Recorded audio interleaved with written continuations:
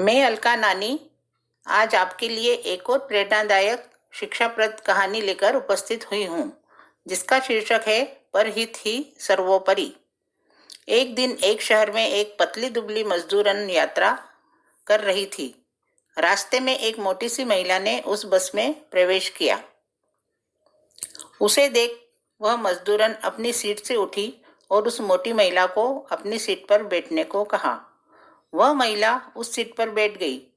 थोड़ी देर बाद अगले स्टॉप पर एक महिला बच्चे को गोद में लिए हुए बस में चढ़ी।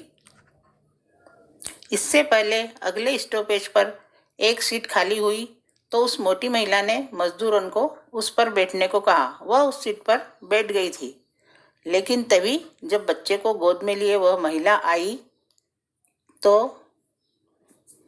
वह मजदूरन फिर अपनी सीट से उठी और उस महिला को इस सीट पर बैठने के लिए कहा और वह सीट पर बैठ गई।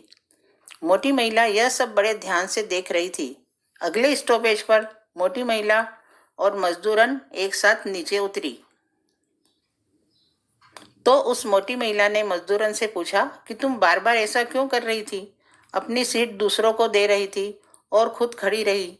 तो मजदूरन ने कहा कि यह सब मैं अपने सुख के लिए कर रही थी। ऐसा करके मुझे आत्मसंतुष्टि मिलती है और आत्मसंतुष्टि ही सबसे बड़ा सुख है। मजदूरन ने बताया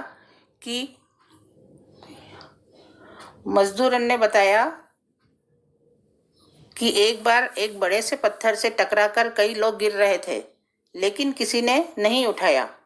मैंने वह पत्थर उठाकर दूर फेंक दिया। उसके बाद कोई भी वहां नहीं गिरा। यह देखकर मुझे बड़े सुख की अनुभूति हुई। इसके बाद मैंने परहित करना शुरू कर दिया। इस कहानी से हमें यह शिक्षा और प्रेरणा मिलती है कि यदि हमें थोड़ा सा भी कष्ट हो और उसे दूसरे का ज़्यादा कष्ट दूर हो जाए तो हमें आत्मसंतुष्टि मिलती है और सुख की अनुभूति होती है। हमें ऐसा ही करना चाहिए। तो बताइए कि यह कहानी आपको कैसी लगी। यदि अच्छी लगी तो लाइक और शेयर भी करें, और यदि हमारा चैनल आपने अभी तक सब्सक्राइब नहीं किया तो सब्सक्राइब भी कर दें। आगे फिर मिलेंगे एक नई कहानी के साथ। नमस्ते।